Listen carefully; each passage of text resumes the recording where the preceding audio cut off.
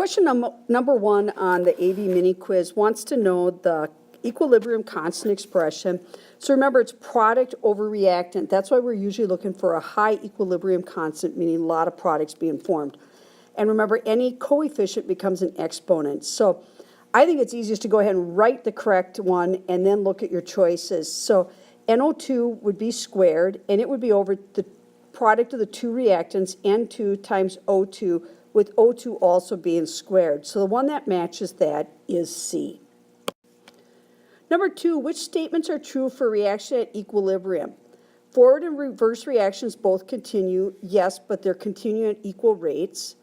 So 2, the rates of the forward and reverse reactions are equal, yes.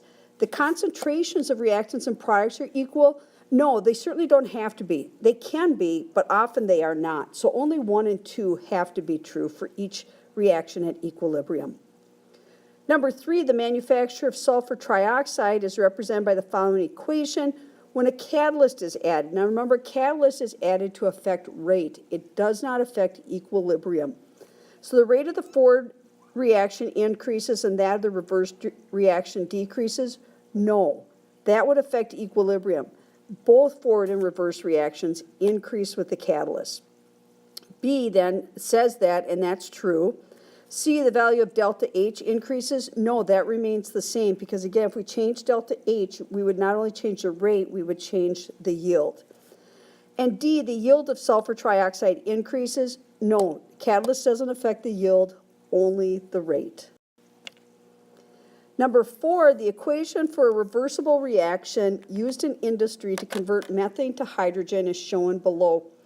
Which statement is always correct about this reaction when equilibrium has been reached? The concentrations of methane and carbon monoxide are equal. No, they don't have to be. They can be, but they don't have to be. The rate of the forward reaction is greater than the rate of the reverse. No, the rates have to be equal for it to be equilibrium.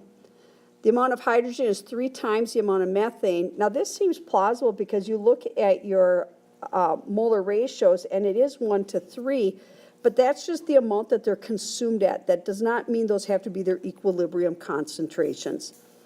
D, the value of delta H for the reverse reaction is minus 210. That would be true because the forward reaction is positive 210.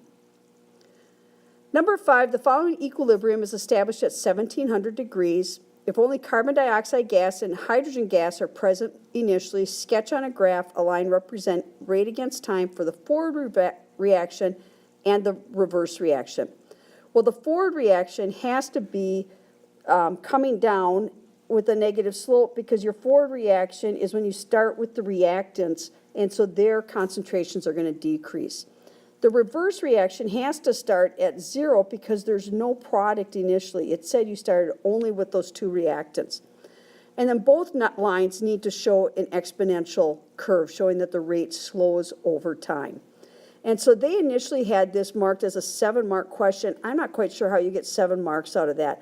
I reduced it to 5 marks. You didn't need to label the axis, as it simply says to sketch. But what I gave you on the forward line was that it started high, so it's decreasing, the concentration is decreasing, and the line is exponential. The reverse, I gave you 2 marks for knowing that it starts at 0 and goes up and is also exponential. And then I gave you the 5th and final mark for showing that they both reach equilibrium, and they each reach equilibrium at the same point on your curve. For part B then, Kc is determined at 2 different temperatures. At 850, it's 1.1, and then when you double that temperature, Kc goes up to 4.9. So clearly temperature is increasing product since Kc is product over reactant. So if temperature is increasing product and we increase temperature, that's like adding a reactant, or I can assume my equation is endothermic.